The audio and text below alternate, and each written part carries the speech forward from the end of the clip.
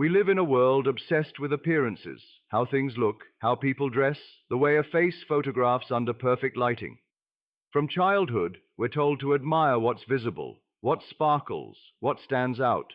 But real beauty, the kind that stays, the kind that moves you, rarely announces itself so loudly. You can look at someone and see flawless skin, perfect posture, a smile shaped for magazines. But if their words are cold or their presence feels heavy with judgment, that outer beauty fades quickly. In contrast, there are people who might not catch your eye in a crowded room, but the moment they speak to you with sincerity, with warmth, with kindness, you feel something shift inside. That is beauty the eye cannot measure. True beauty comes from how someone listens. It's in the way they make you feel safe when you speak, the way they sit with your silence without needing to fill it, the way their presence alone tells you, you are seen and you matter. This kind of beauty doesn't age. It doesn't wrinkle or dull or fade. It deepens, it strengthens, it becomes even more radiant the longer you know someone, because it isn't skin deep, it's soul deep. People like Alina, who can't see in the way most of us do, remind us that beauty isn't something you look at. It's something you feel. She never once described anyone as beautiful based on their appearance. Instead, she described how their voice made her feel, how their energy changed the room, how their laughter carried light. That's a level of seeing most of us overlook. So maybe if we want to truly understand beauty, we have to close our eyes sometimes. We have to listen more closely, be more still. Let go of what we think is attractive and pay attention to what actually makes our hearts softer, our thoughts kinder, and our days better. Because the heart doesn't fall in love with appearances, it falls in love with presence, with truth, with connection. And that kind of beauty never fades. There's something disarming about genuine kindness. It doesn't need to be loud or flashy. It doesn't demand attention. But when you experience it, real, thoughtful kindness, it stays with you. It changes something inside you. In a world where people are often rushing, competing, or hiding behind carefully curated images, kindness is a quiet rebellion. It says, I see you and I care, without needing anything in return. Alina never tried to impress anyone. She didn't walk into a room hoping to be noticed, and yet when she spoke to someone, they remembered her. Not because of what she wore or how she looked, she couldn't even see herself in a mirror, but because of how she treated people. She listened deeply. She remembered small details. She never made others feel judged. Instead, she made them feel like they belonged. One day, at that same cafe where we met, I watched her ask the barista how his sick mother was doing. He blinked in surprise. You remembered, he asked. Of course, she said simply. You sounded worried last week. No one else had noticed. No one else had asked. But she had. That's what kindness looks like. Remembering people's pain when they think the world has forgotten. And it's not just about being polite. Kindness opens people. It makes them feel safe. And when someone feels safe, they let you see more of who they really are. Not the version they show to the world, the real version. That's how relationships deepen. That's how hearts are earned. I used to think charm or confidence were the keys to connection. But I've learned that kindness, real, consistent, no-agenda kindness, is what creates trust. It's what invites people to stay, to open up, to let down their guard. You can't fake it, you can't manufacture it, but when you give it freely, without expecting anything back, it comes back to you in ways you could never predict. Alina never saw my face, but she saw my loneliness, and she answered it, not with advice, not with solutions, but with presence, with kindness, and that did more than any compliment ever could. It built a bridge. It let love walk in. So yes, appearances might catch attention, but kindness opens hearts, and that's where love lives. Attraction can happen in a moment, a glance, a smile, a spark you can't explain. It's powerful, yes, but it's also fleeting. It's based on what's visible, what's instant, what's often shallow. And while it can pull two people together, it doesn't hold them there. What holds them is understanding, the kind that takes time, that grows slowly, that asks questions and listens carefully. With Alina, There was no room for surface-level connection. She couldn't see how I looked when I smiled or if I dressed well. What she cared about was who I was when the room was quiet. She wanted to know what made me feel small, what made me come alive, what I dreamed of when no one was watching. She asked questions that no one else did, not because she was curious in passing, but because she wanted to understand. And in trying to explain myself to her, I started understanding myself too. She didn't interrupt, she didn't fix me, she didn't rush to speak, she just stayed, listened, waited, and when she spoke, it was with words that made me feel known, not judged, not pitied, just understood. I never had to perform for her, never had to pretend I was stronger or more confident than I really was. That was love, not the firework kind, but the steady flame that lights a dark room and says, I see who you are, and I want to stay. Attraction can fade. It changes with time, with age, with life's weight. But understanding deepens. It's a conversation that never ends. When you find someone who doesn't just look at you, but really tries to know you, your moods, your fears, your flaws, your joys, that's the foundation of something lasting. To be understood is to be held without hands. It's the kind of closeness that doesn't require proximity or perfection. It requires presence. It requires care. Alina taught me that love doesn't begin with seeing someone across the room. It begins with seeing someone inside the room, knowing how they carry pain, what makes them laugh when they're tired, how they look when they think no one's paying attention. That's what builds a love that stays, not how someone makes your heart race, but how they make it feel calm, safe, known. So yes, love might begin with attraction, but it only survives through understanding. Most of us walk through life relying heavily on our eyes. We believe what we see. We make judgments in seconds, based on color, size, posture, smile. But what if your eyes were no longer your guide? What if you had to feel your way through the world, hear it, sense it, trust something deeper? Alina lived in that world every day.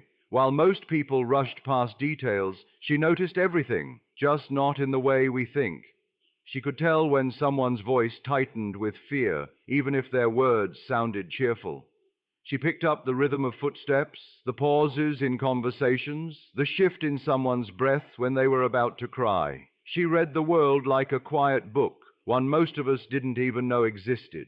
Being with her made me realize how much I missed. I would describe a street or a tree or a bird's color, and she would ask, "But how does it feel? What does the wind sound like there?"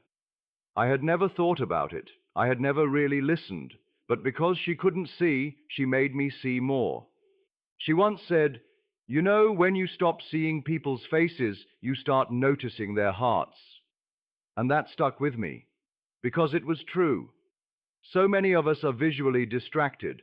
We focus on what people look like rather than what they are. But Alina didn't have that option. She had to go deeper from the beginning. She didn't live in a world of surfaces. She lived in one of layers, and that's a kind of wisdom we all need. When we rely only on sight, we limit ourselves. We miss the quiet pain behind a practiced smile. We miss the loneliness in someone's eyes when they're surrounded by people. We miss the beauty in things that don't sparkle, like the sound of someone laughing when they thought they'd forgotten how. Seeing differently isn't a weakness, it's a strength, because sometimes it's the ones who can't see the world that help us truly understand it. Before I met Alina, I thought of loss as an ending. When something or someone was gone, that was it. A full stop, a door closed, a silence that nothing could fill. But she lived with a different understanding. She had lost her sight, yes, but she never spoke of it with bitterness. Instead, she said something once that stunned me. Losing my vision didn't take the world away from me, it brought me into it. She meant that losing something forced her to listen more, to connect more deeply, to slow down and be present. It removed distractions. It sharpened her attention to the small, often overlooked moments. In losing one kind of light, she had found another. That made me rethink the losses in my own life, the people I missed, the paths I never got to walk, the dreams I once held tightly but had to let go. I had always treated those as failures or tragedies, but what if they were openings instead of endings? What if loss, though painful, was also a way the universe handed us new depth? Alina's life wasn't defined by what she lacked, but by what she learned to feel more fully, and her loss didn't make her hard, it made her tender. It didn't isolate her, it pulled her into other people's hearts. She noticed grief in others quickly, perhaps because she carried her own so gently. She never tried to fix pain, but she stayed with it. She didn't run from silence, she made it safe. Being with her reminded me that sometimes the people who carry loss most gracefully are the ones who teach us how to live more meaningfully, because they understand something we forget in the rush of daily life. Nothing lasts, so we should love deeply, speak gently, listen carefully, hold each other with both hands. Loss will visit all of us, but it doesn't always come to destroy. Sometimes it comes to deepen, to clear the noise, to help us see what truly matters, even if, like Alina, we have to learn to see without our eyes. We often imagine strength as something dramatic, a loud voice, a bold action, a powerful speech. But real strength, the kind that holds a person together on ordinary days, often looks very different. It's silent, invisible, and easy to overlook. Alina never raised her voice. She never tried to prove herself, yet she faced a world built for people who could see, with sidewalks she couldn't navigate alone, books she couldn't read without help, and constant reminders of what she didn't have. But she moved through it all with calm, steady determination. Every step she took was a quiet act of courage. I remember one afternoon when the cafe we often visited changed its furniture around. Chairs had been moved, tables rearranged, and the familiar pathways she relied on were gone. I watched as she stopped at the entrance, her hand gently sweeping through the air to find the space around her. People walked past, some annoyed, some distracted. No one paused, but she didn't panic, she didn't complain. She just took a breath and started again, one careful step at a time. That was strength. Not the kind that impresses crowds, but the kind that survives lonely moments. That keeps going even when no one is watching. That refuses to give up, not because it's easy, but because it matters. Alina taught me that you don't have to be loud to be strong. You just have to show up again. You have to keep walking, even when the path disappears. You have to choose hope on days when the world feels too heavy. And you do it not to prove a point, but because you know that giving up means giving in, and that's not who you are. Her strength wasn't measured in boldness, it was measured in resilience, in patience, in quiet bravery. So, when you think of strength, don't only picture someone standing tall on a stage. Picture someone like Alina, navigating a world she can't see, one step at a time, with grace and quiet courage. Because sometimes the strongest hearts are the ones that never make a sound. They just keep beating, even through the dark. We live in a world obsessed with appearances, a world where people swipe left or right based on a photo, where first impressions are often based on clothing, posture, or a carefully crafted smile. But when you remove the option to judge someone by sight, something remarkable happens. You start connecting with what's underneath. That's what happened with Alina. From the moment we met, she never once asked me what I looked like. She never needed to. She listened, not just to my words, but to how I said them. She noticed the pauses, the hesitation, the shift in my breath when I was hiding something. She didn't see me with her eyes, but somehow she saw me better than most who could. And that changed the way I connected with her. I didn't worry about how I appeared. I didn't try to impress her with my looks or pretend to be more confident than I was. I just spoke, honestly, softly. And the more I did, the more I felt something I hadn't in a long time. Seen, not watched, not judged, seen. There's a difference. Alina showed me that real connection isn't about visibility. It's about vulnerability. It's about sharing who you are without fear of rejection. And it's about being received with gentleness and care. In a world where people often hide behind filters and fear, finding someone who truly listens is rare. Someone who doesn't care about how you look, but cares deeply about how you feel. That's a connection that goes beyond attraction, beyond friendship. It touches something sacred.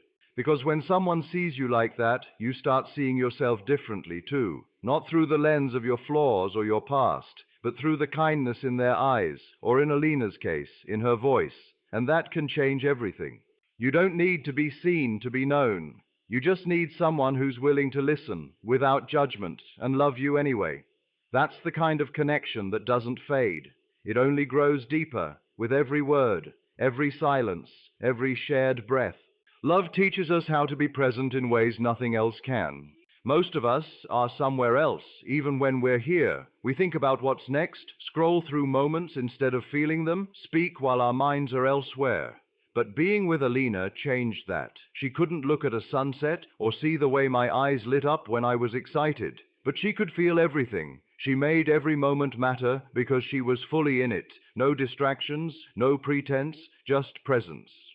She once told me, "I may not see the world, but I live in it more than most." At first I didn't understand, but slowly I did. Alina didn't just hear my words. She listened for what I wasn't saying. She didn't just sit beside me, she noticed me. Noticed when I got quiet for no reason. Noticed when I was pretending to be fine. And when I spoke, she listened as if it was the only thing that mattered in the world. No phone in hand, no eyes wandering, just attention. That kind of presence is rare, and it changes you. It made me slow down. It made me pay attention. It made me ask deeper questions and sit with the answers, even when they weren't easy. Being loved like that, being noticed like that, taught me how to give the same in return, to stop rushing, to stop hiding, to simply be here. Because love, real love, is never about the next moment. It's about this one. The way someone holds your hand when you're nervous. The way their voice softens when they say your name. The way they remember small things, like how you like your tea or which song makes you cry. These tiny details don't shout, but they stay, and they show up again and again, like little promises whispered in silence. I'm here. I see you. I'm not going anywhere. Love brings us back to now. It grounds us, and when we let it, it teaches us how to live, not in our heads or in the past or the imagined future, but in the heartbeat of this very moment. Love doesn't need perfect circumstances, only two willing hearts. Before Alina, I believed love had to arrive in a certain way. I thought it needed the right timing, the perfect conditions, two people with matching goals and similar stories. But life doesn't unfold according to our ideas of perfection. Love often shows up quietly, unexpectedly, sometimes in the middle of what feels like chaos. We were different in every obvious way. I could see, she couldn't. I moved fast. She moved with patience. I filled silence with words. She welcomed it like an old friend. Yet somehow, none of that got in the way. If anything, it made room for something deeper. There was a moment once when I asked her if she ever wished she could see me. She smiled and said, "Why would I need to see your face when I already know your heart?" That one sentence undid everything I thought love was supposed to be. Because love, real love, isn't about having everything in common. It's not about matching lives or checking boxes. It's about choosing each other anyway, again and again, even when things don't make sense on paper, even when it's inconvenient or uncertain or complicated, especially then. We think we need so much for love to work. Money, plans, comfort, certainty. But all we really need is two people who are willing to show up, willing to try, willing to stay. Alina and I didn't have the ideal setting. We had challenges, misunderstandings, quiet frustrations. But we also had something stronger than circumstance. We had commitment. Not the dramatic kind, not the fairy tale version, but the quiet, everyday promise to care, to listen, to forgive, to keep reaching out even when it was hard. That's the kind of love that lasts, not because it's perfect, but because it's chosen, again and again and again. Love doesn't ask for perfect people, just present ones. Long after Alina left this world, I found her everywhere. In the quiet corners of bookstores where we used to sit, in the songs we never finished singing, in the way I still slowed down when walking, even though I no longer had to match her pace. At first, I thought it was memory playing tricks on me, those haunting flashes that grief often leaves behind. But it wasn't just memory, it was presence, a quiet echo that didn't fade. Because real love doesn't end with absence. I used to believe that when someone died, their story with you stopped. But Alina's story never stopped. It just changed shape. It became softer, more woven into my own breath. I carried her not only in memory, but in how I loved, how I listened, how I moved through the world with more care than before. There were moments I wanted to tell her things, to share a joke, to complain about my day, to ask her how she would handle something, and sometimes I did. Not out loud, not expecting answers, but quietly, the way people talk to someone they still trust, even if they're not physically there. And strangely, those conversations never felt empty. They felt grounding. Grief has a way of tearing you open, but love has a way of staying inside the cracks. There's a passage in The Little Prince that says something like this: "What is essential is invisible to the eye." Alina believed that, and now I understand why. Because though she is no longer here in the way she once was, her love still shapes the way I see the world, and in that way she never really left. Some people don't need to be present to still be with you. Their voice may quiet, their hands may not reach for yours, but their love, it lingers, it teaches, it walks beside you, unseen but unfailing. And if that's not what it means to live forever in someone's heart, I don't know what is. There's no knock at the door, no warning. One day, you're laughing over coffee, making plans for next week, and the next, the chair across from you is empty, and silence has a weight you've never known before. When Alina passed, the world didn't stop. People kept walking, calling, working, but my world shifted completely. Time lost its rhythm, sounds lost their color, even light didn't feel the same. I used to think grief came like a storm, loud, violent, then gone. But that's not how it works. It's not one big cry and then healing. It's a long walk with a shadow you didn't ask for. Some days, that shadow is behind you, barely there. Other days, it wraps around your chest and makes it hard to breathe.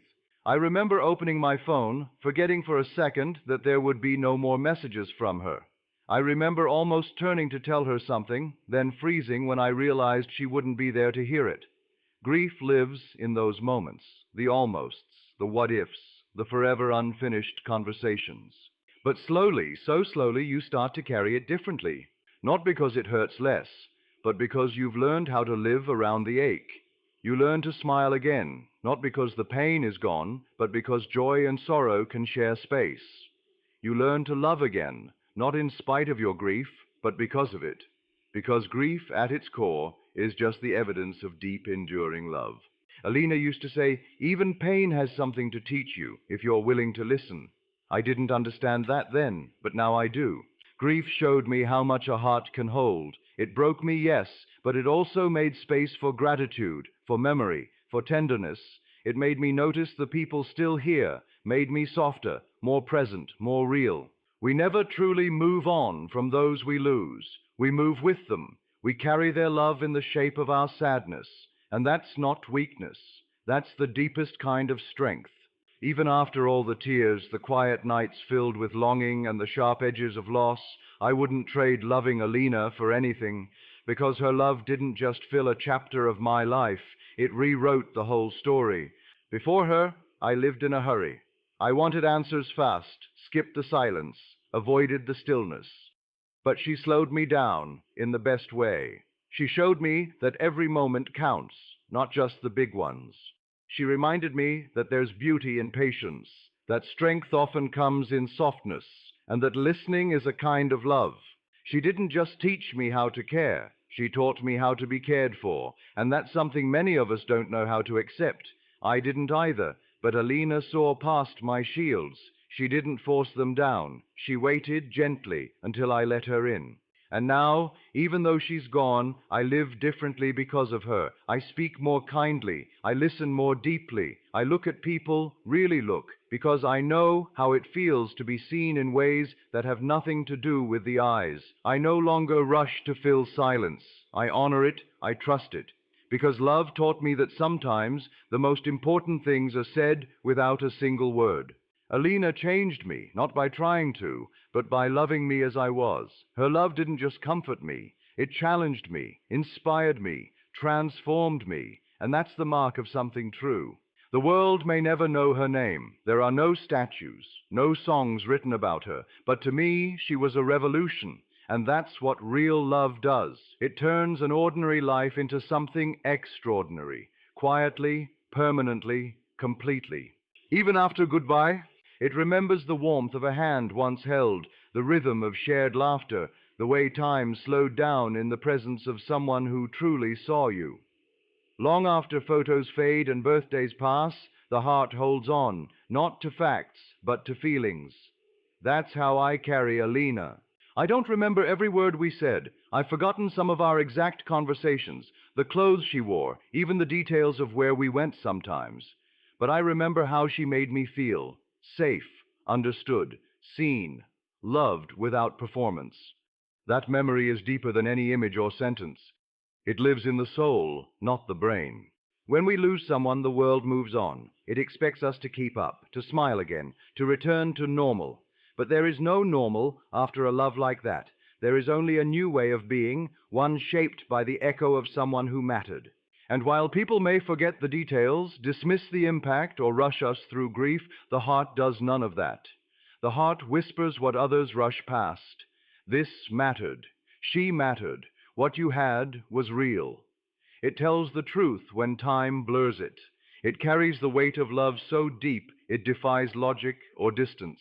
Alina is not just someone I loved. She is part of who I am, and even though the world no longer sees her, I do, in how I forgive quicker, in how I hold others longer, in how I speak more gently, even to myself. The heart never forgets the ones who taught it how to love. And it never stops keeping them alive in every act of kindness, every soft moment, every brave choice to keep loving, even after loss.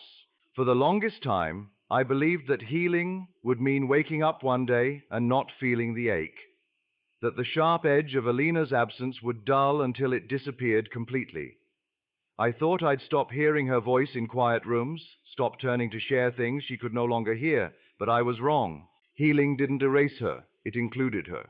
It began not with forgetting, but with facing, with allowing the tears when they came, without shame, with telling our story out loud even when my voice shook, with letting others in, not to replace her, but to remind me that love still exists in many forms.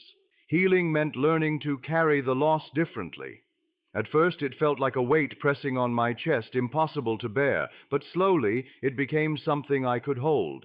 Still heavy, yes, but no longer crushing, like a stone you keep in your pocket, not to burden you, but to remember what you survived. And there was beauty in that slow return to life, in the way I learned to laugh again without guilt, to find joy in new moments while still honoring the old ones. Healing didn't demand I stop missing her. It asked only that I keep living, with her love stitched into every breath. Some days still ache. That's not failure. That's love enduring. Alina will always be part of my story. Healing didn't take her away from me. It gave me back the strength to carry her forward, with gentleness, with peace, with gratitude. That's what healing really is. Not forgetting, not moving on, but moving forward, with love in both hands.